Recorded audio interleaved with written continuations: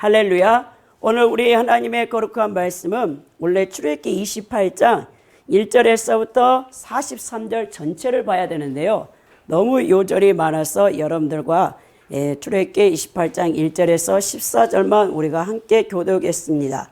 오늘은 하나님의 거룩한 이 사역을 감당하는 제사장의 이제 옷에 대해서 우리가 함께 나눌 텐데요. 이 대제사장의 예복, 이 에봇의 의미에 대해서 우리가 함께 나누고자 원합니다. 여러분들 앞에 다 제가 3장짜리 이제 여러분 그림을 여러분 앞에 놓았을 겁니다. 그것을 보시고 제 설교를 들으면 여러분들이 잘 이해할 수 있을 거예요. 첫째 장에는 이 대제사장직을 감당하는 아론이 입게 되는 대제사장의 예복, 에봇이 이렇게 이제 나와 있고요. 이 둘째는 또 이제 대제사장의 그 에복에 관련된 그 모든 것들이 자세하게 여러분 설명되어 있습니다. 그리고 셋째 그림에서는 대제사장직이 아닌 이 아론의 아들들 가운데 세습되어지는 일반 제사장직의 옷과 또 그 제사장을 돕는 레위인들의 옷에 대해서 여러분 이제 이것이 나와 있는 것을 보게 되는 것입니다. 오늘 이 그림을 통해서 여러분들이 제 설교를 들으면 이제 이 대제사장 또 제사장들이 이제 하나님을 어떻게 섬기고 그 예복을 입게 되는지를 우리가 함께 나누고자 원합니다. 이 성막의 각종 기구에 관한 규례가 출애굽기 25장 10절에서부터 30장 38절에 기록되어 있죠. 그 가운데 성막 관리를 책임지며 그 안에서 봉사할 제사장이 입을 복식에 관한 규례를 오늘 출애굽기 28장에는 다루고 있습니다. 그 중에서도 본문은 이 제사장 복식 제장 명령이 기록되어 있는 내용입니다.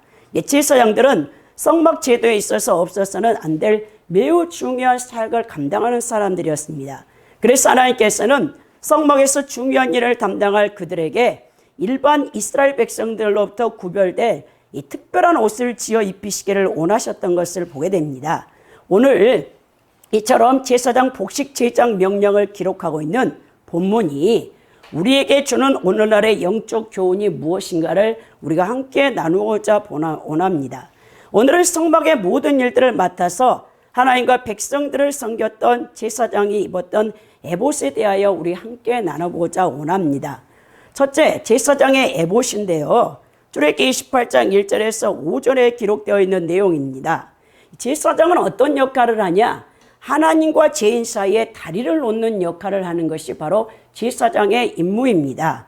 이 제사장은요, 3 종류의 제사장이 있었는데요. 대제사장 아론, 그리고 이제 그의 아들들이 감당하는 일반 백성의 제사장들이 있었어요. 그게 출애굽기 29장 9절에 기록되어 있는데요. 아론과 그의 아들들에게 띠를 띄우며 간을 씌워 그들에게 제사장의 직분을 맡겨 영원한 규례가 되게 하라 그랬죠.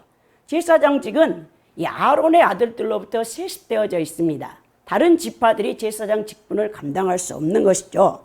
그리고 특별 제사장이 있는데요. 그 특별 제사장은 바로 모세였죠. 여러분, 이 대제사장직을 감당하는 아론도 지성소에 여러분 법궤까지 가려면 1년에 한 차례밖에 들어가지 못한다고 제가 지난번 설교 여러분들에게 말씀드렸습니다. 대속죄일 7월 12일에 온 이스라엘의 회중의 죄를 대속하기 위해서 송아지 피와 염소의 피, 향로를 들고 여러분 이제 세마포 옷만 입고 대제사장인 아론이 이 속죄소 뚜껑이에 염소의 또 피를 뿌리고 송아지 피를 7번 그 옆 앞에 뿌렸던 그 과정을 보았을 때 대제사장이라 할지라도 평소에는 성소까지 들어가지만 여러분 대속죄일 외에는 여러분 언약궤가 있는 법궤가 있는 지성소에 들어가지 못했죠. 그러나 이 특별 제사장직을 감당하고 있는 모세는요, 수시로 하나님의 거룩한 지성소에 들어가서 하나님과 친구처럼 대화를 나누고 여러분 얘기를 나누었던 것을 보게 됩니다. 그리고 여러분 이제 이 제사장들을 돕는 레위인들이 있었던 것을 보게 되는 것입니다. 그러나 신약 시대에 우리 성도들을 만인 제사장이라고 하죠. 베드로전서 2장 9절에 보면 그러나 너희는 택하신 족속이요 왕같은 제사장들이요 거룩한 나라요 그의 소유된 백성이니 이는 너희를 어두운 데서 불러내어 그의 기이한 빛에 들어가게 하시니 아름다운 덕을 선포하게 하려 하심이라라고 베드로 사도가 예수 그리스도를 믿는 모든 사람들이 왕 같은 제사장이다, 만인 제사장이 되어졌다라고 우리에게 분명하게 보여주는 것을 볼 수 있습니다. 예수님의 보혈의 피를 의지하여 담대히 성부 하나님께 나아갈 수 있게 되어졌죠. 여러분, 오늘 우리가 이 제사장직을 통해서 알 수 있는 것은요, 첫째, 여러분, 대제사장직, 바로 이제 주의 종들, 목사들을 상징한다고 볼 수 있겠는데요. 이 목사들은요, 축복권을 갖고 있어요. 성도들을 이 축복을 빌 수 있는 권한을 갖고 있고요, 강대권을 갖고 있습니다. 하나님의 말씀을 강대상에서 선포하는 것이죠. 그리고 축도권을 가지고 있는 것을 보게 되는데요. 그러나 질서의 하나님이시기 때문에 여러분, 같은 목사라고 해도 늘 조심해야 한다는 거예요. 하나님께서 기름 부어 세우신 주의 종들, 권위자 앞에 철저히 순종하여 올권하여 심판받지 않도록 조심해야 된다는 것이죠. 또 평신도들도 기름 부음 받은 주의 종을 함부로 대하는 것은 굉장히 위험합니다. 이 다윗이 기름 부음 받았던 사울 왕을 손을 대지 않잖아요. 자신을 10년 넘게 여러분 쫓아다니고 죽이려고 하지만 하나님의 손에서 기름 부음 이 사울 왕을 하나님이 처리하시도록 자신이 직접 원수를 갚지 않는 것을 보는 것을 보게 됩니다. 우리가 이 제사장직을 여러분 또 이렇게 대항했던 이 민수기 16장 1절에서 40절에 기록된 말씀을 볼 때 모세와 아론을 대적했던 이 고라, 다단, 아비람이 여러분 당을 지어서 여러분 그 대제사장을 여러분 대항하다가 결국 그들의 가문까지도 전부 몰살되어지는 그 사건을 보게 되는 것이죠. 고라는 네이 자손 가운데 고핫의 손자였고요. 다단과 아비람은 이스라엘의 12지파 가운데 이 야곱의 장자 첫째 아들이었던 누벤의 여러분 자손들이었죠. 후손들이었죠. 그들이 당을 지어서 이 아론, 하나님의 기름 부으신 대제사장을 대항하다가 그리고 그와 함께 동조했던 250명이 전부 여러분 죽임을 당하는 이런 역사가 있었던 것을 보게 되는 것입니다. 그래서 저는 어릴 때에 주의 종들을 함부로 손을 대서는 안 된다는 것을 저를 가르치셨던 여자 목사님이 오치만리의 고니와 순복이라는 책을 반드시 모든 교회 직분자들은, 재직자들은 그 책을 읽어야 된다라고 저에게 그걸 소개해 줬어요. 오치만리가 고니와 순복의 책에서 이 구약에 하나님의 대제사장과 제사장들을 대항했던 이 반역했던 자들을 어떻게 하나님이 처리했는가를 잘 보여주고 있는데, 여러분들도 만약 기회가 된다면 이 오치만리의 고니와 순복의 책을 읽고 여러분들이 하나님의 거룩한 공동체 교회 안에서 함부로 여러분 기름 부음 받은 자들을 여러분 대항해서는 안 된다는 사실을 알아야 되는 것입니다. 오늘 1절에 보면 너는 이스라엘 자손 중 내 형 아론과 그의 아들들 곧 아론과 아론의 아들들 나답과 아비후와 엘르아살과 이다말을 그와 함께 내게로 나오게 하여 나를 섬기는 제사장 직분을 행하게 하되라고 명령하시죠. 하나님께서 아론과 그의 아들들을 모세에게로 가까이 오게 한 이유는요, 지금까지 모세 혼자 행해왔던 정치와 종교 지도자로서의 두 책무 가운데서 이제 한 가지인 즉 종교 지도자로서의 직책과 사명을 아론과 그 아들들에게 넘겨주는 장면입니다. 그래서 그들로 그 직분을 감당하기 위한 것인데요. 실제로 이제 이후 대제사장 위임식, 제사장식 위임이 출애굽기 29장에 나와 있거든요. 그 이후로는 이스라엘의 모든 종교 의식은 모두 아론의 가문을 계승하는 제사장들에 의해서 수행되었던 것을 보게 되는 것입니다. 오늘 여러분 1절에서 나를 섬기는 제사장 직분을 행하게 하되라고 이렇게 말씀이 기록되어 있는데요. 여기서 이 직분을 행하게 하되라는 네카노의 원형이 카한인데요. 그 원래 뜻이 예언하다, 예시하다라는 뜻을 갖고 있어요. 그러니까 제사장이 되다, 제사장직을 수행하다라는 이 뜻은요, 직역하면 그가 나를 위한 제사장 직분을 수행하기 위하여라는 뜻입니다. 이처럼 여러분 제사장은요, 하나님과 이스라엘 백성 사이를 중재하는 자로서 백성들을 위하여 존재한다고 볼 수 있으나 근원적으로는요, 하나님을 위하여 일을 하는 자임을 명심해야 된다는 거예요. 오늘날 우리 성도 역시 모든 일의 최종 목적은 하나님께 두어야 된다는 것입니다. 여기서 카한이요, 예언하다는 뜻인데요. 보아 당시 제사장은 제사를 드리는 일뿐만 아니라 선지자로서의 사명도 감당하였다는 것을 알 수 있습니다. 실제로 사무엘 시대 이전까지만 해도 제사장과 선지자의 직분은 구분되어 있지 않았습니다. 이는 오늘날 목회자의 직분이 단순히 예배를 드리는 제사장적 직분뿐만 아니라 하나님의 말씀과 그분이 행하시는 공의로운 심판을 선포하는 선지자적인 직분까지 포함하고 있다는 사실을 우리에게 보여주고 있다는 것이죠. 이를 통해서 우리가 받을 영적 교훈은 무엇이냐? 모든 직분자는 하나님께서 당신의 뜻대로 세우신다는 거예요. 그리고 특별히 우리가 직분을 탐해서는 안 된다는 것을 보여주는 거죠. 오늘 하나님께서 모세에게 아론과 그의 아들들로 당신을 섬기는 제사장 직분을 행하게 하라고 명하셨죠. 그러니까 모든 직분자는요, 하나님께서 당신의 뜻대로 세우신다는 사실을 여러분 명심하시기 바랍니다. 다시 말해서 모든 교회 직분자들은 자기가 잘나서 직분을 맡고 싶다고 해서 되는 것이 아니라 오직 하나님의 주권적인 은혜로만 직분을 맡게 된다는 사실을 알아야 된다는 거예요. 그러니까 하나님께서는 교회 공동체 안에서 누군가에게 직분을 맡기실 때 인간의 조건이나 능력을 보고 직분자를 세우지 않습니다. 우리가 직분자로 세움받는 것은 전적으로 하나님의 주권적인 은혜로 말미암는다는 사실을 기억하시고, 바울이 그래서 자신이 이방인에게 복음을 증거하는 사명을 받은 선교사로서 직분을 받았을 때 고린도전서 15장 10절에 고백하기를 나의 나된 것은 하나님의 은혜로 된 것이라 고백했습니다. 그렇습니다. 내가 제사장과 같은 일을 하든 아니면 남들이 하기 싫어하는 굳은 일을 하든 모든 교회 직분은 하나님께서 당신의 뜻대로 세우신다는 사실을 기억하시고 내 조건과 능력을 보고 세우신 것이 아니라는 것도 여러분 기억하시기 바랍니다. 단지 하나님께서 당신의 뜻대로 필요에 따라 어떤 사람에게는 목사요, 어떤 사람은 전도사요, 어떤 사람은 선교사로서, 어떤 사람은 교사로, 또 장로로, 권사로, 집사의 직분을 맡기신다는 것이죠. 모든 직분은 하나님께서 당신의 뜻대로 그리스도의 몸된 교회를 섬기기 위해 세우신 고귀한 직분입니다. 우리가 어떤 직분을 맡았든지 직분 맡은 자가 구할 것은 충성이라 했습니다. 내게 직분 주신 하나님 앞에 감사하며 그 직분에 최선을 다해서 섬기는 것이 우리의 바른 자세라는 것이죠. 그래서 디모데전서 1장 12절에 나를 능하게 하신 그리스도 예수 우리 주께 내가 감사함은 나를 충성되이 여겨 내게 직분을 맡기심이라 그랬죠. 자신의 직분에 충성하지 않고 더 좋고 더 높은 직분만을 탐하고 원하는 것은 하나님께 심판을 받을 수 있게 된다는 사실을 기억하시기 바랍니다. 바로 고라와 다단과 아비랍의 반역인 민수기 16장에서도 볼 수 있는데요. 그들이 내인으로서 충분히 제사장을 도와서 거룩한 이 성막의 일들을 감당하고 있는데도 제사장, 더 나아가 대제사장인 아론의 직분을 탐하고 당을 지어서 대적했던 이 사실을 통해서도 우리에게 보여주는 것이죠.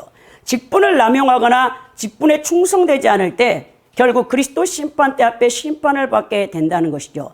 세상에서도 여러분 공직자들이나 높은 지위에 있는 사람이 직분 남용을 하고 그것을 함부로 사용하면 결국 감옥에 가는 것처럼 오늘 우리의 이 영적 직분만 탐하고 그 직분을 받아놓고 그 직분에 맞게 충성되게 헌신하는 삶을 살지 않는 사람들은 지옥에 간다는 사실을 기억하시기 바랍니다. 이것이 마태복음 25장의 달란트 비유죠. 1달란트 받은 자와 2달란트 받은 자와 5달란트 받은 자의 비유에서 분명히 보여주는 거죠. 자신의 사명 감당하지도 않고 더 큰 직분, 더 높은 지위의 직분을 탐하는 자는 지옥 갈 수밖에 없다는 것을 기억하시고, 직분을 주신 목적이 하나님과 성도들과 불신자를 섬기기 위함임을 기억해야 된다는 거예요.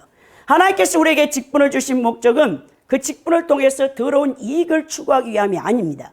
그러므로 직분 받은 것이 우리에게 특권이 될 수 없습니다. 오히려 여러분 직분이 중할수록 거룩한 영적 부담감을 가지고 더욱 하나님께 합당하게 직분을 감당해야 될 책임감을 가져야 된다는 것이죠. 부족한 우리가 직분을 감당하고 예수드리려고 힘쓸 때 하나님께서는 우리를 영적으로 성숙시키시며 하나님과 성도들과 세상과 불신자들을 잘 섬길 수 있도록 우리에게 기름 부으시고 권능을 주신다는 것입니다. 그래서 베드로전서 4장 11절에 말씀하기를 만일 누가 말하려면 하나님의 말씀을 하는 것 같이 하고 누가 봉사하려면 하나님의 공급하시는 힘으로 하는 것 같이 하라. 이는 범사의 예수 그리스도로 말미암아 하나님이 영광을 받으시게 하려 함이니 그에게 영광과 권능이 세세 무분토록 있을지어다. 아멘이라고 한 것이죠. 오늘 보면 이 제사장의 옷의 요구가 있어요. 오늘 2절에 보니까요, 이제 출애굽기 28장 2절에서 내 형 아론을 위하여 거룩한 옷을 지어 영화롭고 아름답게 할지니 그랬죠. 이 제사장의 옷은요, 거룩하며 영화롭고 아름다운 옷입니다. 이 제사장의 옷은 성소 안에서 하나님 면전에서 거룩하신 하나님을 섬길 때 입는 옷으로서 그 자체가 거룩했던 것을 보게 됩니다. 제사장이 하나님을 섬기는 일을 할 때는 분명히 이 제사장의 예복을 입고 하나님 앞에 나아가 하나님을 섬겨야 했습니다. 이 사실을 통해서 우리에게 알 수 있는 영적 교훈은 뭐냐? 성도는 이 세상의 옷을 입고 교회에 들어와서는 안 된다는 거예요. 너무나 화려한 옷, 또 비루한 옷, 냄새 나는 옷, 세상의 계급을 가지고 여러분 이 교회에 와서 주님을 섬기려고 해서는 안 된다는 것이죠. 지금 모든 성도들이 입고 있는 옷은요, 주님의 피로써 정결하게 씻은 세마포인 예복을 입고 와야 된다는 것이죠. 이 예복은요, 요한계시록 19장 8절에 분명히 기록되어 있죠. 그에게 빛나고 깨끗한 세마포 옷을 입도록 허락하셨사오니 이 세마포 옷은 성도들의 옳은 행실이라 그랬죠. 여러분들이 여러분 삶 가운데서 하나님의 말씀에 순종하여 옳은 행실대로 살지 않으면요, 여러분들은요 거룩한 옷, 예복을 입지 않는 거란 말입니다. 성도들은 이 옷을 입고 있을 때 거룩하다고 하나님으로부터 인정을 받을 수 있고요, 진정한 주님의 일을 할 수 있게 된다는 거예요. 그리고 이 세마포, 성도의 옳은 행실을 하는 자들만이 그리스도의 신부가 될 수 있다는 것이죠. 오늘 이 아론을 위하여 거룩한 옷을 지어 입히라. 이 거룩한 옷이요, 여기서 여러분 호데시라는 이 거룩하다, 구별되다라는 히브리어 동사가 쓰였는데요, 이 거룩한 옷이란 구별된 옷, 성별된 고귀한 옷이란 의미입니다. 이럴 때 제사장에게 거룩하게 구별된 존귀한 의복을 지어 입히라고 하나님께서 명령하신 이유는요, 제사장들이 이스라엘 일반 백성들과는 구별되어 거룩한 직분을 수행하는 자들이요, 나가서 신령하고 성결한 삶을 살아야 하는 자들이라는 것을 보여주고 있는 것이죠. 그러니까 이스라엘 백성들이 제사장들을 높이고 존경할 수 있도록 그들을 화려하게 장식하라는 뜻입니다. 이러한 하나님의 명령에 따라 구약의 제사장, 특히 대제사장의 의복은 성막의 아름다움 못지않게 그 아름답고 화려함이 매우 뛰어났다는 것을 보게 되는데요. 하지만 이렇게 외모만 아름답고 화려하게 치장한다고 해서 하나님으로부터 인정받으며 다른 사람들로부터 존경을 받을 수 있는 것이 아니라는 거예요. 이것은요, 예수님의 성품인 온유와 겸손과 사랑, 거룩, 진실을 갖춘 우리의 내면의 영혼의 성결의 아름다움을 갖추는 조건이 이 성결되어야지만 우리 하나님께서 우리를 인정하신다는 거죠. 이런 의미에서 사도 베드로의 가르침은 오늘 그리스도 안에서 제사장 된 성도들에게 더없이 필요한 교훈이라 하겠는데요. 베드로전서 3장 3절에서부터 4절에 보면 너희 단장은 머리로 꾸미고 금을 차고 아름다운 옷을 입는 외모로 하지 말고 오직 마음에 숨은 사람인 온유하고 안정한 심령에 썩지 아니할 것으로 하라. 이는 하나님 앞에 값진 것이라니라고 우리에게 말씀하고 있는 것을 보게 되는 것입니다. 그리스도로 말미암아 의의 옷을 입어야 하나님 앞에 나아갈 수 있다는 사실입니다. 자, 하나님께서는 제사장의 옷을 거룩한 옷이라고 했는데요. 그렇다면 하나님께서 제사장들이 입는 옷을 거룩한 옷이라고 하신 이유가 뭐가 있겠습니까? 거기에는 깊은 영적 의미가 있는데요. 성경에는요, 인간의 죄된 실상을 명제하기를 로마서 3장 23절에 모든 사람이 죄를 범하였음에 하나님의 영광에 이르지 못한다라고 했습니다. 원래 인간은 에덴 동산에서 창조될 때 하나님의 영광의 절정으로 창조된 존재였죠. 그래서 우리의 인류의 조상 아담과 하와는요, 자신들이 하나님의 영광의 옷을 입었기 때문에 하나님의 금지 명령인 선악을 알게 하는 나무의 실과를 따먹고 죄를 짓기 전까지는요, 자신들이요 이 벗었다는 사실을 알지 못했어요. 근데 죄를 지은 다음에 죄는 여러분 수치와 두려움을 가져옵니다. 그래서 하나님의 낯을 피하여 여러분 무화과 나무 잎으로 자신들의 부끄러움을 가리고 나무 뒤에 숨어 있었죠. 여러분 이 죄가 두려움과 수치로 인해서 하나님 앞에 담대히 나가지 못하는 것이 인간의 실상인데요. 인간은 타락한 죄된 본성을 만족시키기 위하여 자신의 영혼 내면에요, 이 보좌에 하나님 두기를 싫어한다는 거예요. 그래서 인간은 자기 멋대로 하고자 원하는 자율적 자유, 이 니체가 주장했죠. 이것을 부르짖으면서 하나님을 피해 도망치며 계속 죄 속에서 뒹굴며 마귀 편에서 하나님을 대적하는 존재로 살아가는 이 인간의 이 타락한 실상을 우리는 알고 있습니다. 마귀가 인간을 속인 그 선악을 먹으면 내 눈이 밝아 하나님같이 되리라, 그 미혹에 넘어간 것처럼, 하나님처럼 되고자 인류의 조상 아담이 선악과를 따먹은 것처럼 타락된 이 죄된 본성을 지닌 인간은 자신이 자기 인생의 주인이고 자신이 신이 되어 자기 인생을 자기 멋대로 계획하며 자기 스스로 살아가는 어리석은 가운데 있습니다. 결국 그런 삶을 사는 사람들은 지옥 갈 수밖에 없어요. 마귀를 쫓아 지옥에 가는 것이죠. 해계가 무엇입니까? 마귀를 따라 자신이 왕 노릇하며 자기 인생을 죄악의 쾌락과 방탕에 내던지고 살던 사람이 예수 그리스도를 믿고 돌이켜 주님께로 돌아오는 것이 바로 해계라는 거예요. 하나님이 어떤 분이십니까?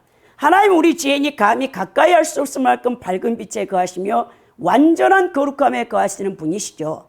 그래서 죄된 인간은, 우리는 우리의 죄 지은 상태의 죄덩어리의 모습으로 감히 거룩하신 하나님 앞에 나갈 수 없습니다.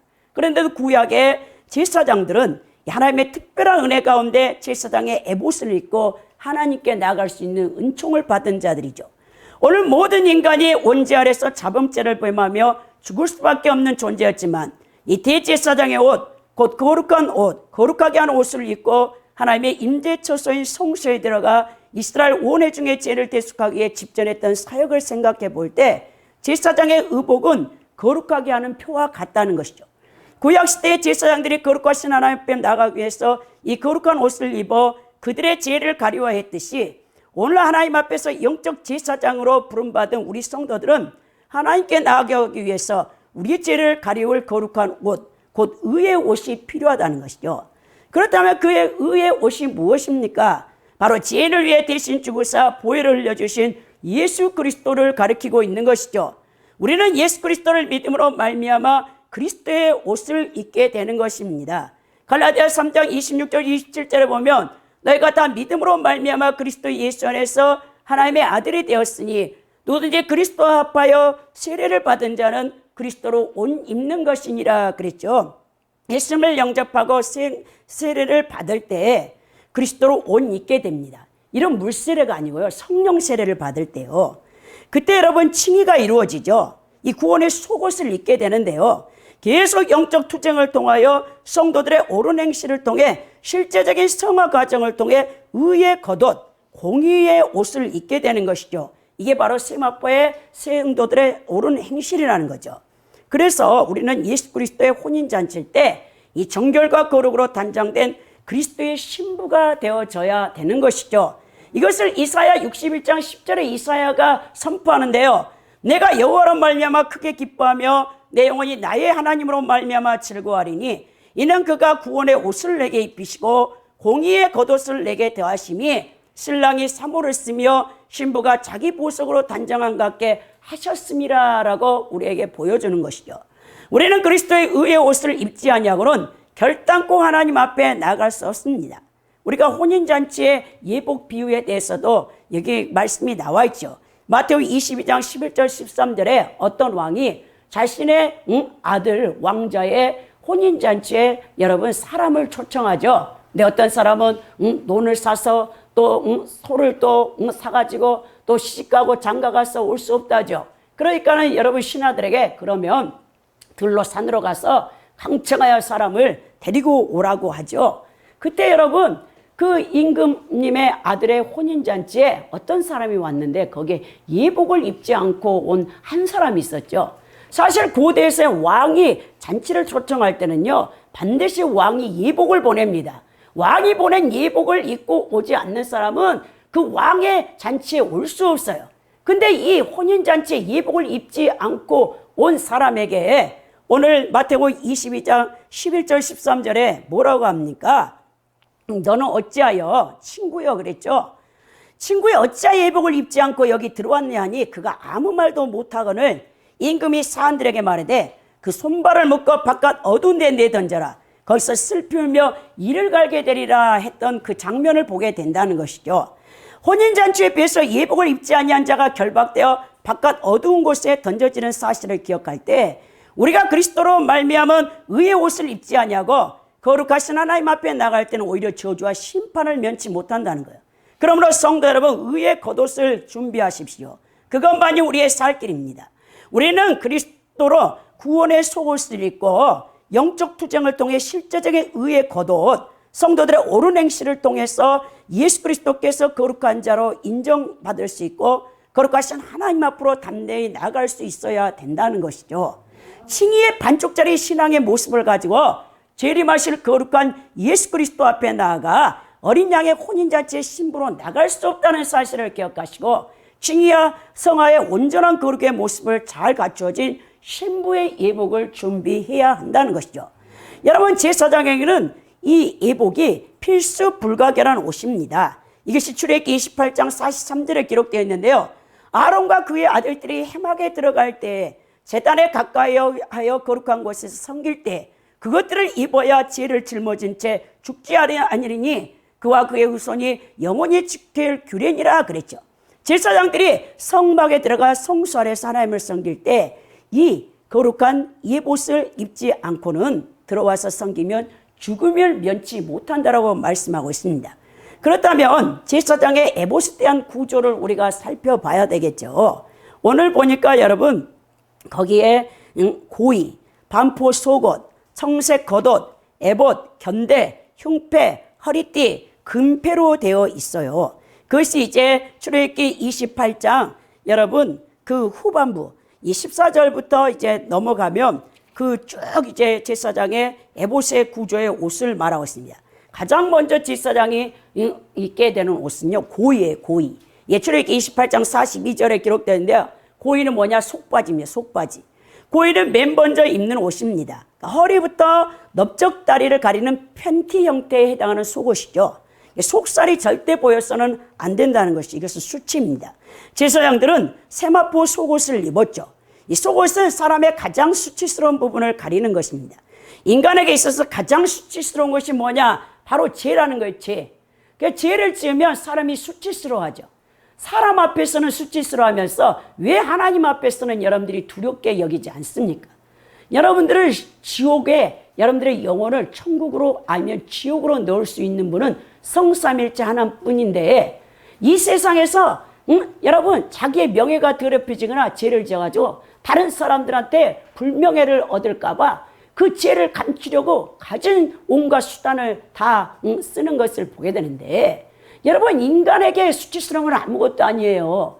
하나님 불꽃 같은 눈동자로 여러분을 매일 지켜보고 계시는 하나님의 눈앞에 여러분들이 죄를 지어놓고도 회개하지 않으면 여러분은 지옥에 갈 수밖에 없다는 것이죠.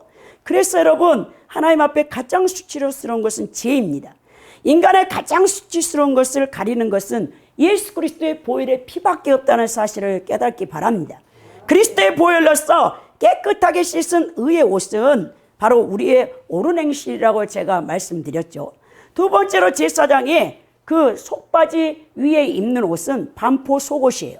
이건 출애굽기 28장 39절에 기록되어 있는데요. 너는 가는 배실로 반포 속옷을 짜고 가는 배실로 간을 만들고 띠를 수놓아 만들지니라 그랬죠. 두 번째 그림을 보시면 좀 여러분 설명이 쉬울 거예요. 교회 올 때는요 절대로 경건치 못한 옷을 입지 말아야 돼요. 요즘 젊은 청년들 특히 여름철에요 젊은 여자 청년들이 이 소매 없는 나시 옷을 입고 하나님 앞에 나와요. 주일 예배에. 또 너무 짧은 미니스커트 같은 거 이런 거 입고 나와서는 안 됩니다. 여러분 거룩한 교회 성결하게 구별되어 여러분 옷을 주의해서 입고 하나님 앞에 나와야 되는 거예요. 하나님께서는 너무나 거룩한 분이십니다. 그래서 우리 그리스도인들은 항상 몸가짐을 정결하게 하고 세상 사람들과 구별되게 살아야 된다는 것이죠. 여러분 성도들이 성결하지 못하면 무기력해집니다. 하나님의 능력이 상실되고 성령의 기름 부음이 사라지게 되어 있습니다. 그러니까 제사장의 그 성결 자체가 능력이에요. 성결치 않으면요 거룩한 성령께서 여러분들과 함께 하시지 못하기 때문에 그래요. 그리고 결국 여러분 죄를 계속 범하고 성결치 않는 삶을 살면요, 하나님이 마귀의 밥이 되도록 내버려 두신다는 거예요. 그 예를 우리에게 잘 보여주는 것이 삼손이죠. 삼손. 여러분, 삼손은요 사사로서요 그 인류 역사 가운데 그렇게 힘이 센 사람은 없을 거예요. 근데 그 삼손은요 나실인으로 태어났잖아요. 원래 아버지 어머니가 연세가 많으셔서 원래 우리 삼손을 낳을 수가 없었는데, 하나님의 특별한 은혜로 나신인으로 선택받아서 어릴 때부터 독주와 포도주를 입에 대지 아니하고 머리에 삭도를 대지 아니하고, 이건 구별된 삶을 살았다는 거예요. 근데 여러분, 이 삼손이 이스라엘 백성들을 이방 민족, 특히 블레싱 민족에게 구원해야 될 사사로서의 이 귀한 기름 부음을 받고도 그가 어떻게 합니까? 소래 골짜기에 있는 디릴라라는 그 여러분 여자를 사랑하는 거예요. 그러니까 이 삼손이 가장 약한 것이 음란이었죠. 음란죄를 이기지 못하는 것이죠. 그러면서 계속 이방 여인들을 또 아내로 취했을 뿐만 아니라 소래골짜기에 여러분 기생인 여러분 그 드릴라를 사랑함으로 말미암아 하나님과의 그 관계가 어그러진 것이죠. 그래서 계속 울면서 졸라대니까 블레셋에게 여러분 은천냥을 받고 솔로몬을 미수하는 것, 아니 삼손을 미수하면서 당신의 힘이 근원이 무엇이냐 하니까 계속 거짓말하고 안 가르쳐 주다가 결국 못 이어가지고 여러분 자기 머리에 삭도를 대면 머리카락이 잘리는 순간 자기는 힘을 잃는다라는 사실을 고백하고 마는 거예요. 사실 이 세상의 모든 여러분 왕들이나 세계를 제패했던 제국의 지도자들은 여러분 이 세상을 다 손에 쥐지만 여자에게 약한 거죠. 그래서 왕비나 아내에게는 못 당하는 것을 보게 되는데 이 삼손도 마찬가지입니다. 그랬더니 여러분 술을 잔뜩 먹여놓고 머리를 잘라버리죠. 그래서 벌써 그 전에도 하나님과 관계에서 성결한 삶을 살지 못한 삼손과의 관계에서 하나님과 관계가 멀어지고 있었어요. 근데 이 삭도를 대는 바람에 삼손은 그 능력을 잃고 결국 두 눈을 이제 빼임 당한 다음 그 큰 맷돌을 돌리면서 소들이 여러분 한 10마리 정도가 돌려야 될 맷돌을 삼손 혼자 그걸 돌리는 거죠. 그런 비참한 실수로 전락했지만 다시 회개하고 하나님 앞에 관계가 회복되었을 때 머리가 자라나고 결국 여러분 그 블레셋의 이 다곤 신전에서 축제가 있을 때 그 기둥을 뽑아가서 삼손이 살았을 때 여러분 죽였던 블레셋 군보다 더 많은 사람을 죽이고 죽는 장면을 보게 되는 것입니다. 그래서 우리 성도들에게 여러분 성결, 이 거룩함을 잃어버리면 여러분들은 무능력해지는 거예요. 그 기름 부으심이 사라져버린다는 사실을 알아야 되는 거예요. 세 번째로 보면 에봇 받친 겉옷이 있는데요. 이게 출애굽기 28장 31절에서부터 34절에 기록되어 있습니다. 청색 자색 홍색 실로 석류를 수놓고 금방울을 간격하여 달되 그 옷 가장자리로 돌아가며 한 금방울 한 석류 한 금방울 한 석류가 있게 하라라고 출애굽기 28장 30절에 에봇 받침 겉옷에 대해서 얘기하죠. 이 에봇 받침이 되는 긴 그냥 청색 옷이에요. 석류는 사실 대단히 아름다운 꽃이죠. 제사장 옷에 석류가 달려있는 것은요, 성도들의 연합의 모습을 상징하는데요. 이스라엘의 석류씨가요 365알이라는 거예요.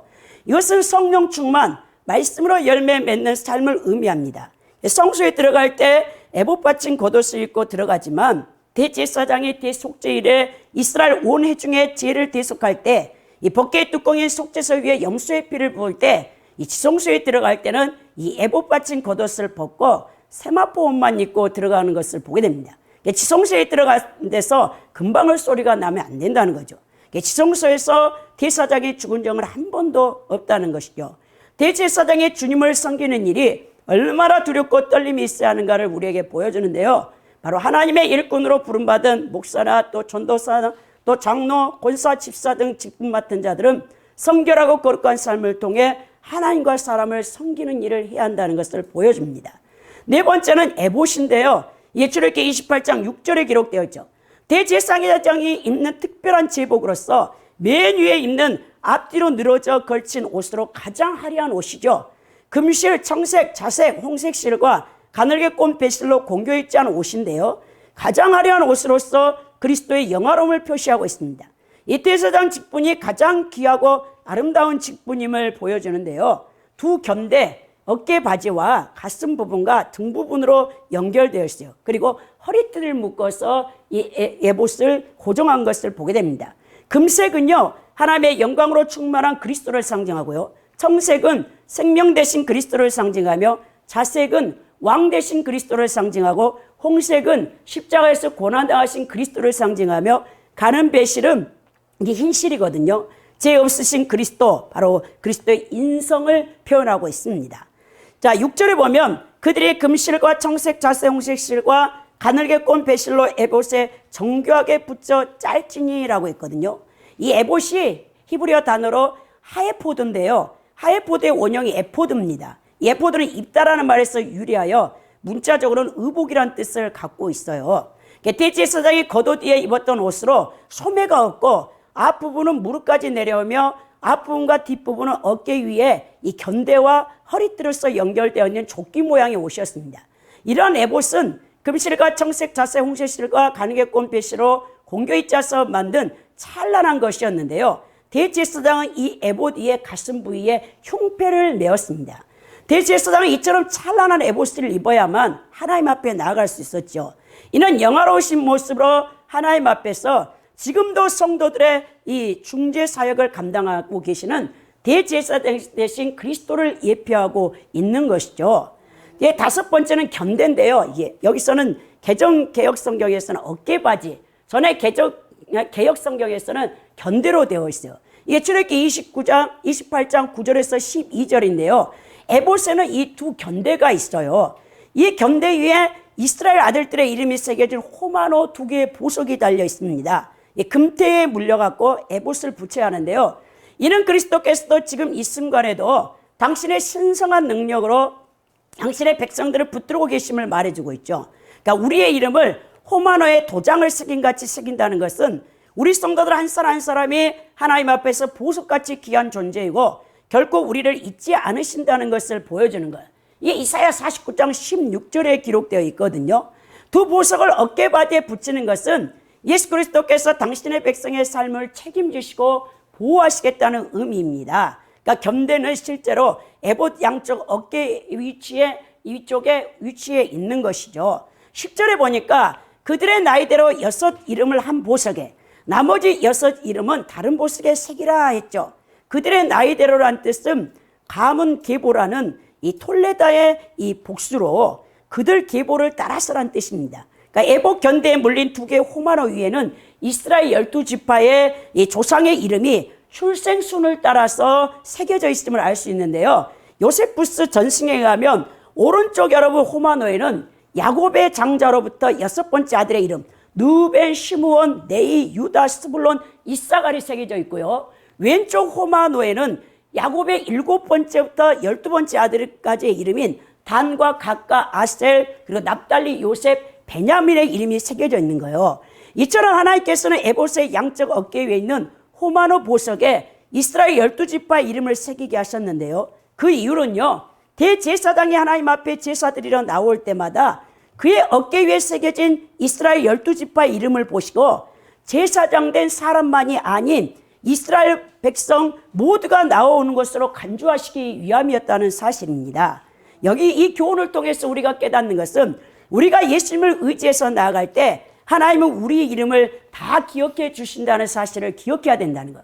대제사장이 이스라엘 12지파 이름이 새겨진 호마노가 달린 에봇을 입고 하나님께 나아오면 이스라엘 백성들을 일일이 기억하시고 자비와 은혜를 베푸시겠다는 의미잖아요. 이것은 영적으로 볼 때 우리의 영원한 대제사장이 되신 그리스도를 의지해서 성부 하나님께 나아가면 하나님께서 우리의 이름을 기억하시고 자비와 은혜를 베풀어 주시겠다는 뜻이라는 것이죠. 성도 여러분, 하나님 아버지께서 우리의 이름을 기억해 주신다는 것, 이처럼 기쁘고 복된 사실이 어디에 있겠습니까? 우리가 이 세상에서 삶을 다 마치고 하나님께로부터 돌아갈 때 하나님께서 우리의 눈에서 모든 눈물을 씻기시고 우리 어깨를 두드리시고 안아주시며 우리의 이름을 불러주시는 것을 생각만 해도 여러분들은 정말 감동 그 자체 아닙니까? 저는요, 예수님을요, 인격적으로요, 영접하기 전에는요, 정말 제 이름에 콤플렉스가 많았어요. 왜냐하면 제가 김필자잖아요. 우리가 딸이 워낙 많아서 제 이름은요, 반드시 필 아들자예요. 그래서 반드시 아들이 되라. 제가 태어나기도 전에 딸 5번째로 태어났기 때문에 아들을 원하셔가지고 장명소에서 돈을 많이 주고 지은 이름이 제 이름이에요. 근데 중고등학교 때 국어 선생님이 출석부를 딱 보고 딱 그래서 이 주제가 뭔가 김필자가 일어나서 말해버려. 맨날 선생님의 놀림감이었어. 애들이 팔자 말자 막 친구들이 이렇게 놀리니까 너무 싫어가지고 자, 내가 이제 어른이 되면 반드시 내 이름을 이제 개명을 해가지고 바꾸고 말리라 그랬거든요. 근데요, 우리 하나님을 제가 인격적으로 만나고 예수님을 만난 다음에 제가 산에 기도를 이렇게 하러 다녔는데요. 어느 날요, 제 눈을 열어서 자연 만물이 하나님을 찬양하는 걸 보게 하셨어요. 제가 주일학교 교사여가지고 찬양을 불렀더니 그 나무들이 다 손을 흔드는 것처럼 찬양을 하면서 우리 주님의 음성이 제게 들려오는데 이사야 49장 16절의 말씀을 통해서 역사하더라고요. 오직 시온이 이르기를 여호와께서 나를 버리시며 주께서 나를 잊으셨다 하였거니와 여인이 어찌 그 젖먹는 자식을 잊겠으며 자기 태에서 난 아들을 긍휼히 여기지 않겠느냐. 그들은 혹시 잊을지라도 나는 너를 잊지 아니할 것이라. 내가 너를 내 손바닥에 새겼고 너의 성벽이 항상 내 앞에 있나니라. 그러면서 내가 너의 이름을 내 손바닥에 새겼노라고 주님의 음성이 들려오더라니까요. 그 다음부터는요, 제 이름에 대한 컴플렉스가 아예 없어졌어요. 얼마나 자랑스럽게 여기는지 모릅니다. 주님이 제 이름을 주님의 손바닥에 새겼다는데, 여러분 이 손바닥에 새긴 사랑이라는 이 단어만 들어도 여러분 눈물이 나와야 돼요. 성경은 손바닥에 기록했다 하지 않고 새겼다라고 적었는데요. 여기서 새겼다라는 히브리어가 하카크예요. 하카크. 이 하카크가 무슨 뜻이냐? 파다, 새기다. 여러분 그것은요, 이 도장을 파잖아요. 그걸 얘기하고 있는 거예요. 우리는 이 말이 무엇인지 너무나 잘 압니다. 이 구절을 읽을 때 자연스럽게 우리에게 떠올라야 되는 것이 바로 십자가예요. 십자가. 하나님이 그분의 손바닥에 우리를 새겼다는 것은요, 우리를 새기되 예수님의 피가스로 당신의 죽음으로 새겼다는 거예요. 마치 자식이 매달린 절벽에 밧줄을 잡고 있던 아버지의 손바닥에 찢어지는데도 결코 그 줄을 놓지 않으려고 붙들고 있는 것처럼 이 사망의 골짜기에 떨어지는 우리를 건지기 위해서 생명줄을 붙들어 계신 하나님 손바닥에 피가 흐르고 못이 박히는 이 지울 수 없는 상흔을 여러분 기억해야 된다는 거예요. 어떤 아버지와 아들이요, 등산을 가다가 아들이 발을 헛디뎠어요. 아들이 그래서 절벽에 떨어지려 때 아버지가 손을 잡았단 말이에요. 근데 아버지가 그 아들의 손을 놓습니까? 놓지 않죠. 자기도 죽을 망정 아들을 놓을 수 없는 것처럼. 바로 우리는 예수 그리스도의 못 자고 난 손바닥을 묵상할 때 하나님께서 저를 이렇게 사랑하셨군요 라고 말할 수 있어야 된다는 거예요. 우리의 십자가를 통하여 죽음보다 더 강한 하나님의 사랑을 깨달아야 된다는 겁니다. 아직도 여러분들이 하나님의 사랑을 의심하고 있다면 고개를 들어서 십자가를 바라보십시오. 그리고 그 십자가에서 들려오는 그리스도의 음성을 들어보십시오.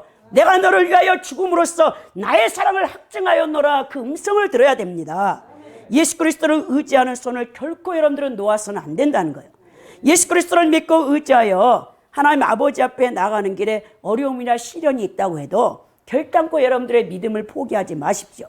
지금 시련이 있다고 해도 끝까지 인내하며 예수 그리스도 안에 믿음으로 머물러 계십시오. 그러면 하나님께서는 우리 이름을 잊지 않고 영원토록 기억하시며 우리를 보호해 주실 것입니다. 11절에 보면요, 보석을 새기는 자가 도장에 새김같이 너는 이스라엘 아들들의 이름을 그 두 보석에 새겨 금태에 물리고 그랬죠. 우리가 세상에서 여러분 하나님 앞에 이 배운 거 대단한 세공 기술을 갖고 있었어요. 이게요, 이제 이스라엘 백성들이 출애굽하기 전에 애굽이요, 그 당시에 고대 패권 국가인데 거기 금속 재련 여러분 기술이 대단히 뛰어났습니다. 그래서 오늘 이 보석에다가 이 새기는 이런 모든 것들이 금속 세공과 재련 기술을 이용한 보석 가공이 유행하였고 그 기술이 뛰어났던 것을 보게 되는데요. 이건 뭘 얘기하냐? 우리가 세상에서 배우는 다른 학문이나 기술 역시 하나님 앞에서 언제 어떻게 쓰임받을지 모른다는 거예요. 따라서 하나님 앞에 예배드리는 일이나 교회 봉사하는 일만을 중요하게 여는 것이 아니라 우리는 가정과 학교, 사회 각 분야에서 여러 가지 일과 그 일을 할 수 있는 재능을 주신 분도 하나님이라는 사실을 아시고 그 재능을 통해서 하나님이 영광 받으실 수 있도록 여러분들이 노력하고 일을 써야 된다는 것이죠. 오늘 그러면서 그 아들들을 이제 기념하는 보석을 사무라 12절에 기록되어 있는데요. 이 대제사장 에봇 견대에 물린 호마노에 12지파의 이름을 새기도록 지시함으로써 이스라엘 백성들이 간접적으로 당신 앞에 나오는 길을 허락하셨고 또 당신 앞에 영영이 기억될 수 있도록 하셨던 것을 보게 된다는 것이죠. 이는 오늘날 죄인된 우리가 거룩하신 하나님 앞에 나아가고 하나님으로부터 그 이름이 기억되는 은혜를 입는 방법은 구약의 제사장직을 완수하셨던 예수 그리스도를 통하는 길밖에 없다는 사실을 알아야 되는 것입니다. 우리는 예수 그리스도를 말미암지 않고는 다른 어떤 방법으로도 성부 하나님 앞에 나아갈 수 없고 하나님으로부터 은혜를 입을 수 없습니다. 그래서 예수님은 친히 당신을 가리켜 하나님 앞에 나아가는 유일한 길이라고 요한복음 14장 6절 곧 내가 길이요 진리요 생명이니 나로 말미암지 않고는 아버지께로 올 자가 없느니라 말씀하셨죠. 또 사도 베드로 역시 사도행전 4장 12절에 다른 이로서 구원받을 수 없나니 천하 사람 중에 구원받을 만한 다른 이름을 우리에게 주신 일이 없다라고 말씀하면서 예수 그리스도의 이름을 의지하지 않고서는 다른 이름으로 구원을 받을 수 없다라고 가르칩니다. 자, 오고 오는 세대의 모든 성도를 상징하는 이스라엘 12지파의 이름이 그리스도를 예표하는 대제사장의 힘과 능력을 상징하는 어깨 위에 놓여진 것을 통하여 우리 성도는 구원이 그리스도의 능력에 의해서만 확실하게 이루어질 수 있다는 것을 기억해야 된다는 것이죠. 여섯 번째로 제사장의 옷 가운데 판결 흉패가 있어요. 요출애기 28장 15절에서부터 30절에 길게 기록되어 있는데요. 이 흉패라고 번역된 뜻이 호센이에요. 호센. 이 호센은 번쩍이라는 뜻을 지닌 말에서 유래했는데요.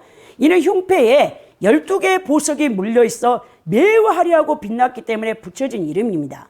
또 미시파트, 재판, 공의, 판결이라는 뜻을 갖고 있는데요. 한편 가장자리에 금고리를 달았고 정사각형의 모형을 한 흉패는요. 한쪽 길이가 약 한 뼘 정도, 9인치 정도죠. 22.5cm입니다. 흉패는 하나의 주머니를 뜻하는 이 도구인데요. 70인역에서는 이 흉패를요. 판결의 신탁이라고 표현했어요. 그러니까 오라클 오브 저지먼트라 했는데요. 현대인의 성경에서는 판결의 흉패 또는 판결 가슴패, 공동 번역에서는 시비를 가리는 가슴바지로 번역이 되었습니다. 이러한 이름은요. 모두 흉패가 하나님의 공의로운 뜻을 밝혀주고 판결하는 기능을 하는 도구였음을 보여주는데요. 이 판결 흉패는 이스라엘 역사에서 국가 중대사를 결정짓기 위해서 하나님의 거룩한 뜻을 물을 때 주로 사용되었죠. 이게 사무엘상 28장 6절에 기록되었는데요. 판결 흉패 안에 우림과 둠빔이 있어서 재판을 하게 되는 것입니다. 이 빛, 완전함이란 뜻을 지닌 우림과 둠빔은요. 이스라엘 사람들이 하나님의 뜻을 묻기 위해서 사용한 도구였는데요. 이 우림과 둠빔에 의해 결정된 내용은 빛이요 온전하신 하나님의 거룩한 뜻과 일치되는 것으로 간주되었기 때문에 우림과 둠빔이란 이름이 붙은 거예요. 우림은요 히브리 알파벳 첫 글자인 알레프로 시작되고요. 둠빔은 제일 끝자인 타우로 시작되어 처음이요 나중 대신은 하나님의 속성을 계시하고 있죠. 요한계시록 1장 8절에 알파와 오메가 되신 예수 그리스도에 대해서 말씀하고 있는데요. 자, 우림과 둠빔의 모양, 재료 등은 분명하지 않으나 제사장이 판결의 흉패에 넣고 다닌 것으로 보아 차돌 모양으로 돌이나 보석의 일종으로 추측할 수 있습니다. 보통은 하나님의 뜻을 yes, no 간단해요. 이걸 묻는 거예요. 단순한 문제였어요. 그러니까 이스라엘 백성들이 하나님의 뜻을 알고자 할 때 판결 흉패를 대제사장이 흔들어서 그 안에 우림이 나오면 긍정, 둠빔이 나오면 부정이라는 뜻으로 판결했다는 학설이 있어요. 그래서 이것이 민수기 27장 여러분 14절에 그리고 23절까지 그게 기록되어 있는데 그 내용을 읽으면 정말 눈물이 납니다. 모세가 이스라엘 백성들을 출애굽한 다음 광야에서 40년 동안 영적 지도자로서 이제 그들을 훈련시키시고 가데스 무리바에서 물 사건 때문에 하나님의 거룩을 드러내지 못하고 이제 모세는 거기서 사명을 다하고 이 모압 평지를 느보산가에서 보고 죽는 장면이죠.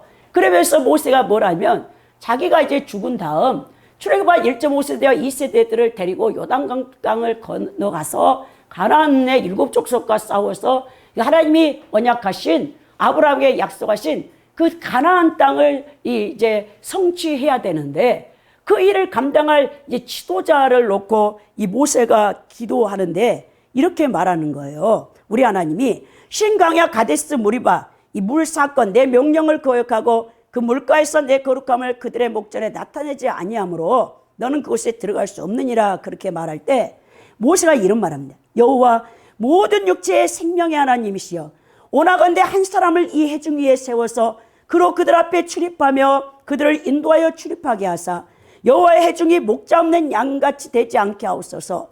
여호와께서 모세에게 이르시되 눈의 아들 여호수아는 그 안에 영이 머무는 자니 너는 데려다가 그에게 안수하여 그를 제사장 엘르아살과 온 회중 앞에 세우고 그들의 목전에서 그에게 위탁하여 내 종기를 그에게 돌려 이스라엘 자손의 온 회중을 그들에게 복종하게 하라.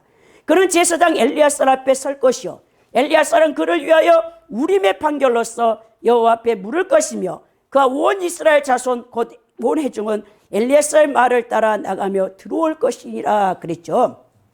그래서 이 우림의 판결 뭡니까?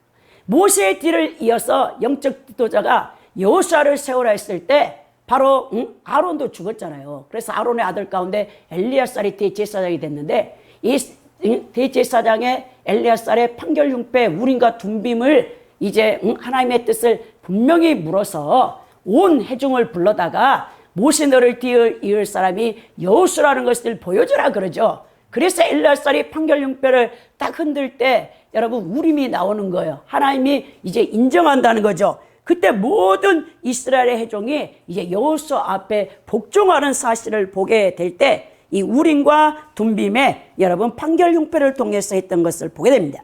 이것은 제사장이 하나님의 뜻을 묻는 데 사용되기 때문에 애복과 함께 제사장의 공의를 상징하는 것으로 보이는데요.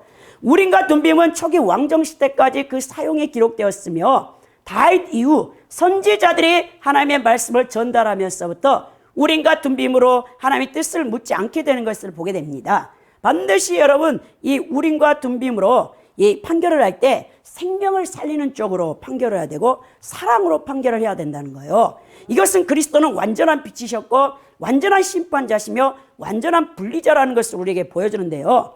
이 흉패에 한 줄의 보석 3개씩이 달려졌어요. 그리고 4줄이면 총 12개의 보석이 흉패에 달려 있습니다. 너무나 여러분 이 현란하고 아름답죠. 대사장의 흉패에 이스라엘 12지파를 상징하는 보석들을 물렸는데요. 곧 대제사장이 이스라엘 백성들을 대표하여 그들의 이름이 새겨진 흉패를 가슴에 품고 전능하신 하나님 앞으로 나아갈 때 하나님께서 이스라엘 백성들의 영혼 위에 만족을 허락하시고 또 은혜와 사랑을 베풀어 온 땅의 모든 민족 가운데 번성하여 가득하게 하시겠다는 상징적인 의미를 이 흉패가 갖고 있는 것입니다. 흉패의 첫째 줄에는요, 동편 해 돋는 쪽을 상징해서 유다의 이제 모습, 그게 유다의 진이죠. 홍보석이 유다를 상징해요. 이사갈이 항옥을 말합니다. 녹쪽은 스불론이고요. 둘째 줄에는 남편의 누벤, 이 성류석으로 나오죠. 시므온이 남보석이고 가시 홍만호입니다. 그리고 셋째 줄에 서편에 에브라임 호박, 므낫세 백만호, 베냐민 자수정, 넷째 줄 북편에 단 녹보석이 있고요. 아셀 홍만호, 납달리 벽옥에 이스라엘 12지파 이름을 이 흉패에 새긴 것을 보게 됩니다. 흉패에 이렇게 이스라엘을 이제 상징하는 이 보석으로 장식을 했던 것을 보게 됩니다. 이 대제사장의 의복이 각각 다른 12개의 보석으로 얼마나 아름답고 화려하게 제작되었는지를 알 수 있는데요. 금실을 비롯한 색색의 각종 실로 짜고 12개의 보석으로 치장된 대제사장의 복장은요, 고대 근동 세계에서 왕들이 치장했던 그 어떠한 옷보다도 훨씬 아름답고 화려했습니다. 흉패를 통해서 우리가 얻게 되는 영적 교훈은요, 그 첫 번째 교훈은 12개의 보석이 각각 이스라엘 12지파를 상징한다는 사실에서 하나님께서 이스라엘 각 지파를 보석처럼 귀하게 여기신다는 뜻입니다. 그러니까 하나님께서는 이스라엘 백성들을 가장 값진 보물의 의미의 소유로 삼겠다는 약속의 성취라는 것이죠. 출애굽기 19장 5절이에요. 지금도 하나님께서 이 땅에서 가장 존귀하게 여기는 존재는 성도들이잖아요. 그리고 둘째는 하나님께서 대제사장의 가장 존귀하고 값진 옷을 지어 입히신 것은 장차 이 땅에 오실 예수 그리스도의 권세를 예표한다는 사실이요.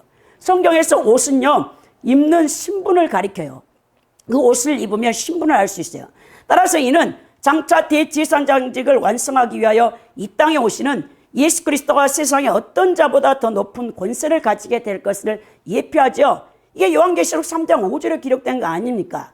이기는 자는 이와 같이 흰 옷을 입는 것이요, 내가 그의 이름을 생명책에서 결코 지울지 아니하고 그 이름을 내 아버지 앞과 그의 천사들 앞에서 시인하겠다.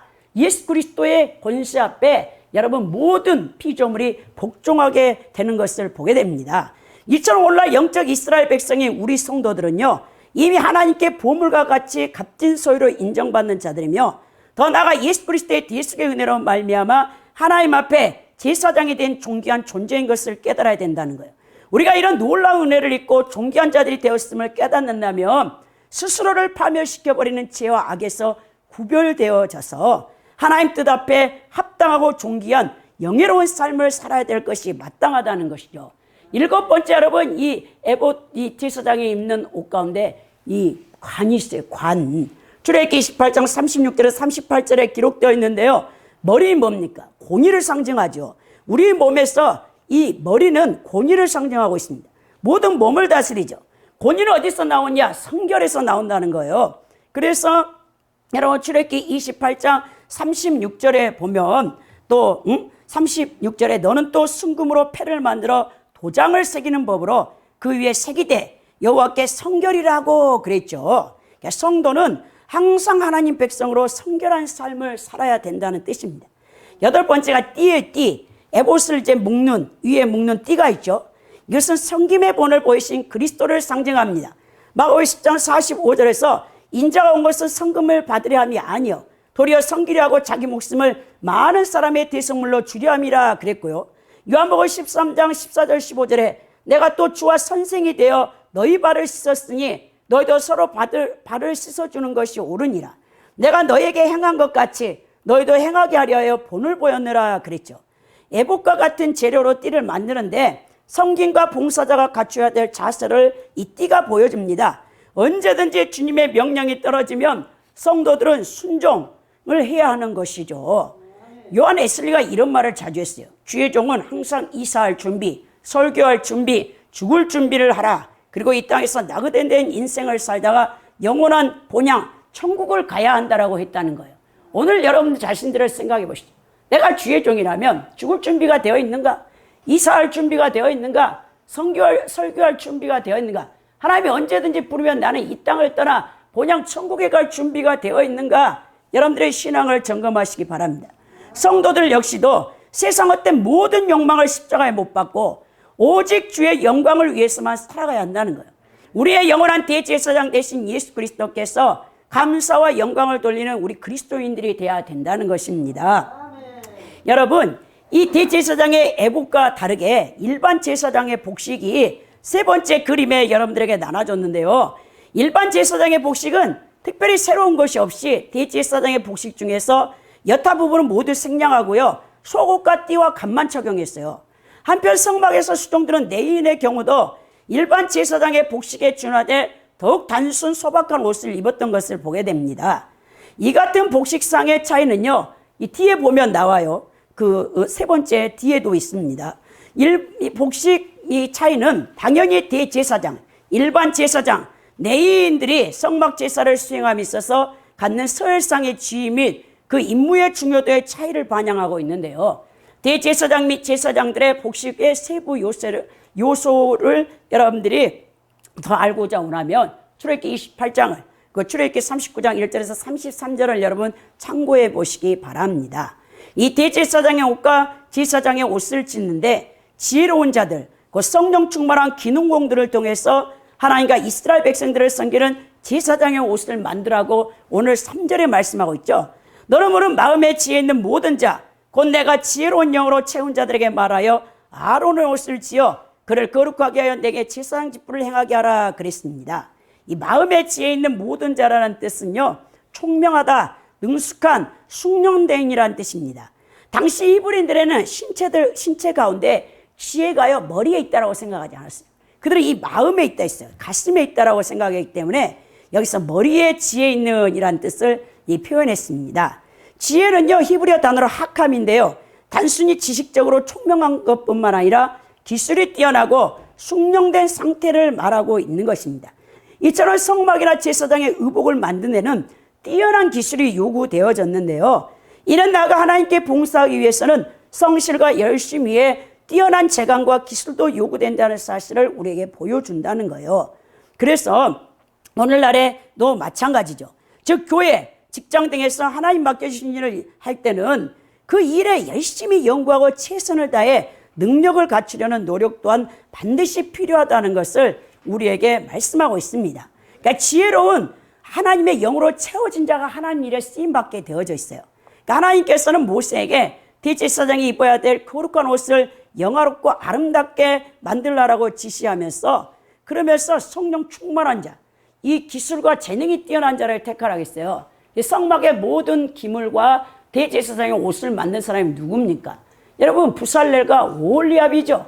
부살렐은 유다의 그 후손이고요. 여러분, 또 오홀리압은 단 지파의 후손들이에요. 그래서 그들을 도와 또 많은 기능공들 가운데 자원하는 사람들과 함께 이 모든 것을 지었던 것을 보게 되는데요. 그러니까 하나님께서는 지혜로운 하나님의 영이 충만한 자들에게 이 제사장 옷과 성막의 모든 기구를 만들라고 했는데요. 이와 같이 하나님의 일을 하기 위해서는 지혜로운 하나님의 영으로 충만해야 된다는 거예요. 그것은 하나님의 일은 세상 일과 달라서 세상 지혜로는 제대로 수행할 수 없기 때문입니다. 무한하신 하나님의 일을 어찌 유한한 인간의 세상 지혜로 감당할 수 있겠습니까? 그러니까 하나님의 일을 세상 지혜로만 하려고 할 때는 반드시 실패할 수밖에 없습니다.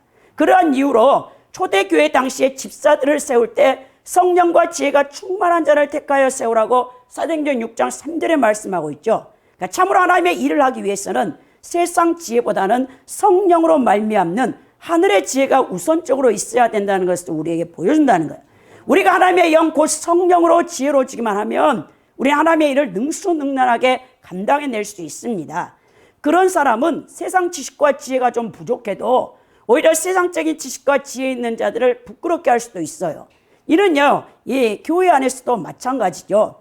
여러분, 그래서 우리가 정말 성령 충만함은 굉장히 여러분 중요한 것이라는 거예요. 저는 오늘 여러분들에게 이제 귀한 분의 간증 한 분을 이제 얘기를 들려드리고 설교를 마칠까 하는데요. 정말 이 하나님 앞에 또 일반 믿지 않는 사람들한테 본을 보이는 제사장의 역할을 감당하고 있는 여러분은 33년 동안 한생병자를 돕으신 복지피부과 의원 전종환 장로님을 여러분들에게 소개하고자 원합니다. 이분은 초등학교 5학년 때 슈바이처 전집을 읽고요. 어릴 때부터 의사가 되기로 결정했다는 거예요. 이분은 고등학교 때 그런데 결핵에 걸려가지고 1년 6개월 동안 학교를 가지 못했다는 것입니다. 결핵을 걸리기 전까지는 굉장히 성적이 우수했다는 거예요.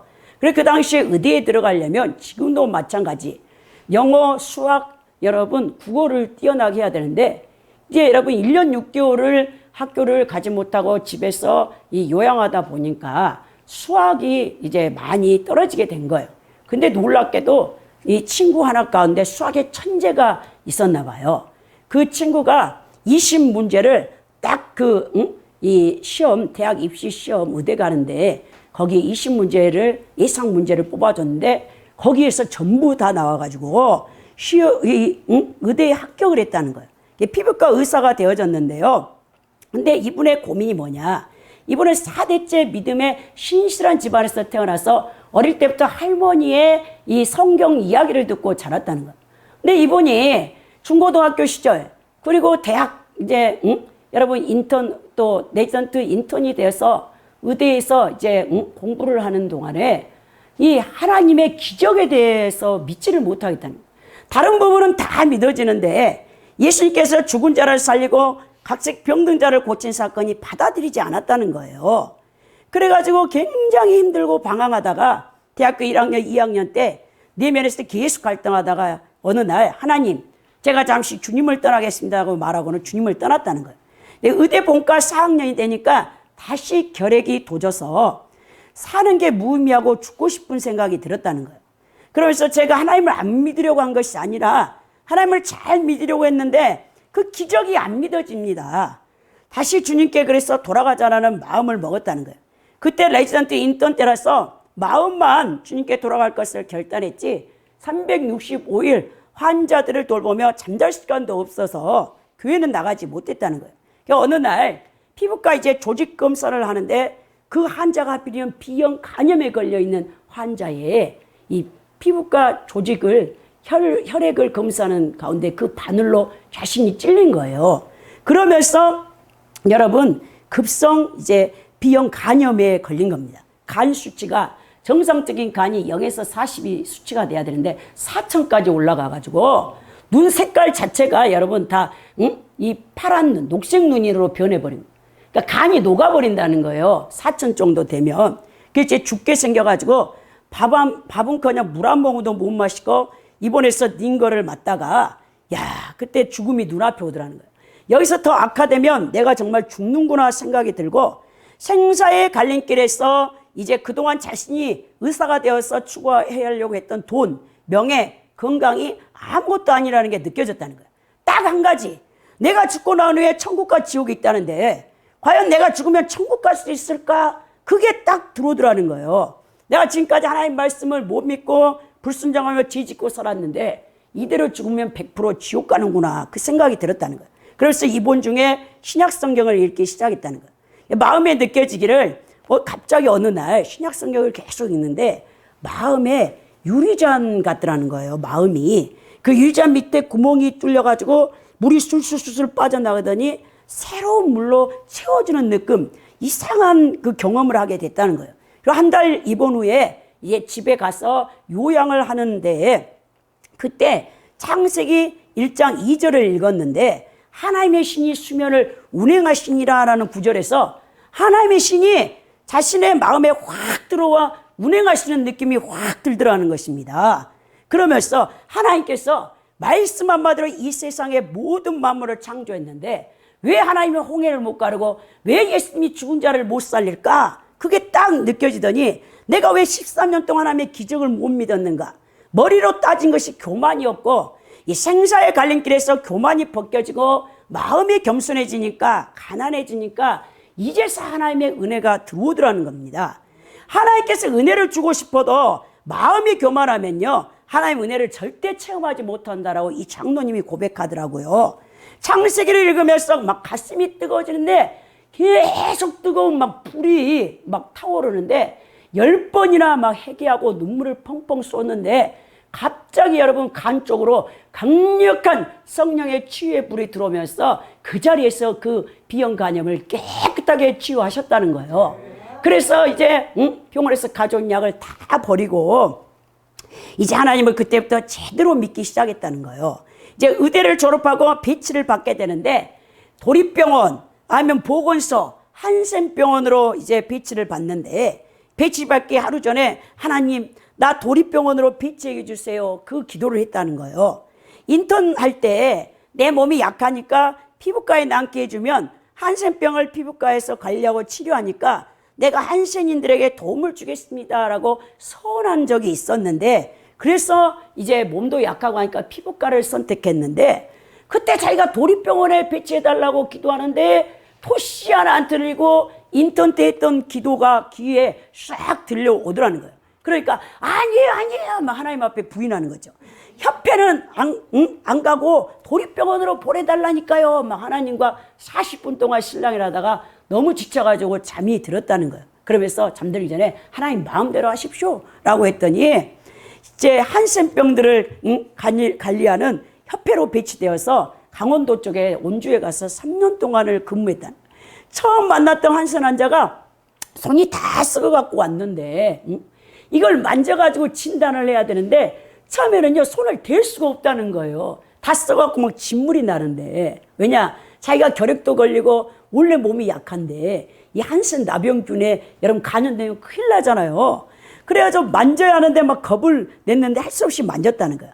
그런데 1년이 지난 다음에도 아무렇지도 않고 멀쩡하니까 아 이제 괜찮구나. 스스럼 없이 이제 나병 걸린 사람들을 진료하게 됐다는 거예요. 나병 걸린 환자들을 진료하게 난 다음에 환자들이 점심을 싸주는데요.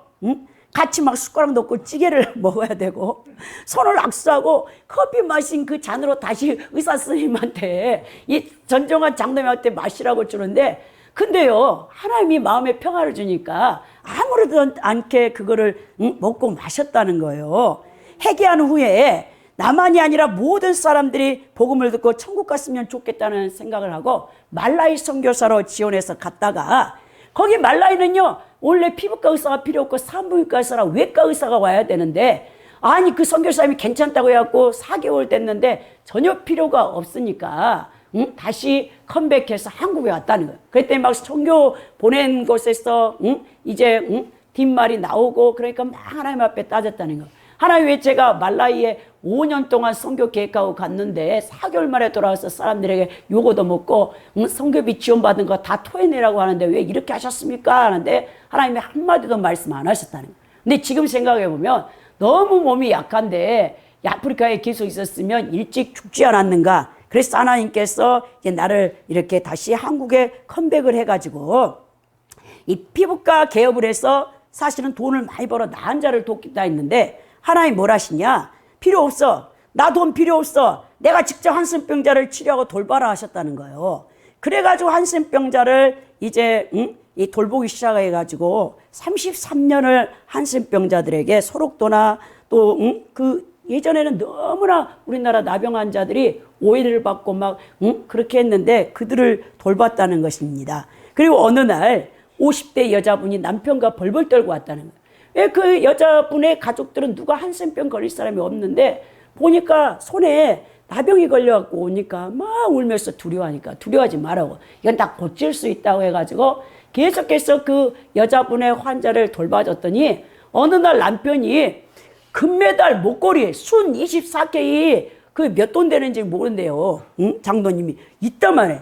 여러분 그 올림픽 가서 메달 따면 이만하잖아요. 이렇게 큰 걸 만들어갖고 의사 선생님 받으십시오 하고 목에 걸어주는데 자기 아내를 완치시켜줬다고 너무 감사해갖고. 근데 그때 주님이 그 남편분이 주는 게 아니고 주님이 자신에게 주는 느낌이 들었다는 거예요.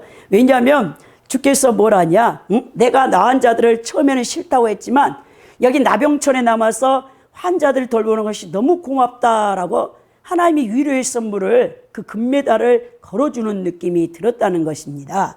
그러면서 주님께서 미리 하시고 나를 나병 환자촌으로 이렇게 인도하셨구나. 한센인들을 치료하면서 마음이 어렵고 이제 겸손해지고 내가 희생한 것만도 아니고 그것을 통해서 나도 감사하는 마음을 느낄 수 있었고 나한테 맞는 곳에 하나님께서 진료하도록 이 나환자촌에 보내셨구나. 그 생각을 할 때 하나님 앞에 감사할 수밖에 없다는 거예요. 여러분 스트레스로 인해 공황장애, 우울증이나 정신적으로 시달리는 사람이 피부병에 대부분 심하게 걸린다는 거예요. 장로님께서 이런 환자들이 오면 복음을 전하는데요. 우리를 만드신 하나님께 이야기하라.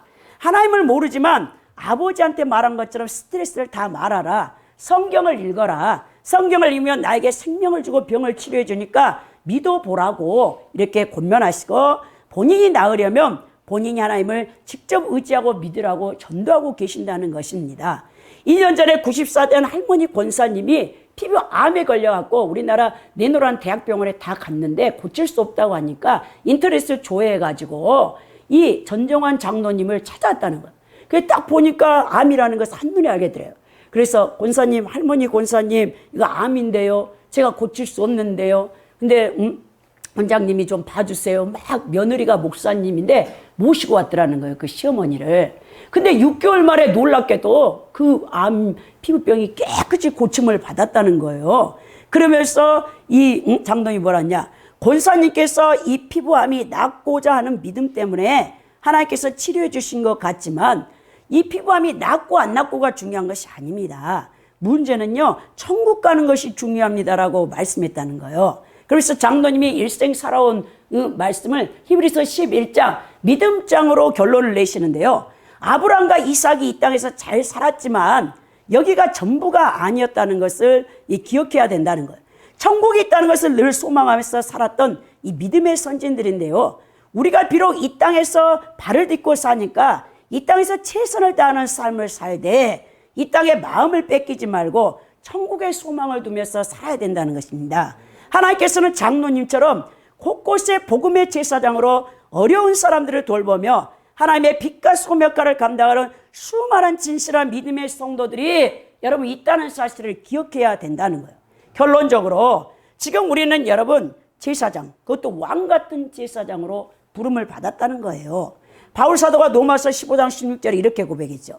이 은혜 곧 나로 이방인을 위하여 그리스도 예수의 일꾼이 되어 하나님의 복음의 제사장 직분을 하게 하사 이방인을 제물로 드리는 것이 성령 아래서 거룩하게 되어 받으실 만하게 하려 함이라 그랬죠.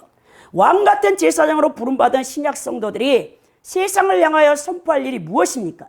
그것은 보혈을 흘리시고 우리에게 영원한 생명을 주신 예수님은 영광의 하나님이신 그리스도라는 것을, 또 이 복음의 말씀을 전할 때 영혼들이 살아나고 제사장으로 세워진다는 사실을 기억해야 된다는 거예요. 먼저 성도들이 왕 같은 제사장으로서 세상 사람들과 구별된 삶을 살아내야 된다는 것입니다. 그리고 여러분들을 통해 아직도 복음을 모르고 마귀에 붙잡혀 죽기를 종노릇하는 영혼들에게 하나님의 복음을 증거하여 그들도 구원받고 하나님께 쓰임받을 수 있도록 성령 아래서 거룩한 제물로 드려질 수 있도록 우리가 도와야 된다는 거예요. 오늘 우리 열방 성교회에 속해 있는 주의 종들과 성도님들이 모두 왕같은 제사장들로서 복음을 증거하기 위하여 선한 행실로서 하늘에 계신 하나님 아버지께 먼저 영광 받을 수 있도록 빛과 소명과를 감당할 수 있기를 예수 그리스도 이름으로 축원드립니다.